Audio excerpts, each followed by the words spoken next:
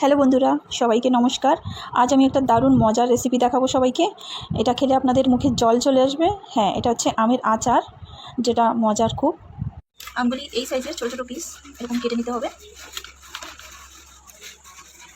দেখুন আমগুলি কাটা হয়ে গেছে, এরকম চৌকোভাবে একটা ছোটো ছোটো পিস সব।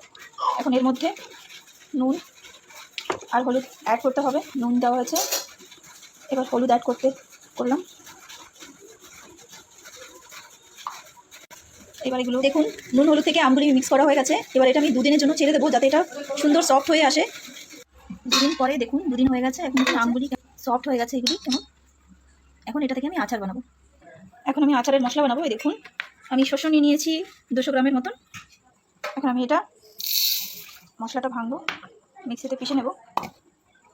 দেখুন এটা ভাঙা হয়ে গেছে, আমি একদম ফিনিশ করিনি, আদা গুঁড়ো গুঁড়ো করেছি আমি। এবার দেখুন, আমি মেথি নিয়েছি 50 গ্রামের মতন, এটাকেও আদা করে ভেঙে নেব। এই দেখুন মেথিটাও আমি আদা ভাঙা করেছি, একদম পিষিনি এটাও। এই দেখুন, এখন আমি খাঁটি সরষের তেল 400 ml সেটা গরম দিয়েছি, প্রায় গরম হয়ে গেছে। দেখুন এর মধ্যে যে মজা জল পাবেন, দুদিন রাখলে একটু জল জল হয়ে যাবে। এই জলটাকে কী করতে হবে, ফেলে দিতে হবে। দেখুন জলটা ফেলে দিয়েছি। এবার আমি এর মধ্যে মশলা ঢেলে দেবো, শস্যটা আগে ঢেলে দেবো। এবার মেথিটা ঢেলে নিচ্ছি। এবার এর মধ্যে লঙ্কা পাউডার দিচ্ছি, 3 চামচের মতন লঙ্কা পাউডার নিয়ে নিলাম। এবার আমি এর মধ্যে 1 চামচ নুন দিয়ে দিচ্ছি। যেহেতু আগে থেকে নুন আর হলুদ মাখা ছিল, তাই হলুদ দিলাম না, শুধুমাত্র নুন দিলাম। এবার এটাকে ভালো করে মিলিয়ে নিতে হবে।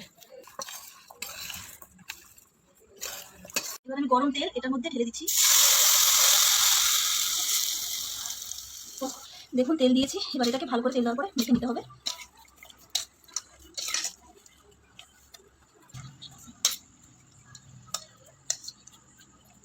এবার এটাকে এইভাবে ছেড়ে দেবো আমি। এটাকে রোদ্দুর দিতে হবে ভালো করে, এটা রোদ্দুরের প্রয়োজন।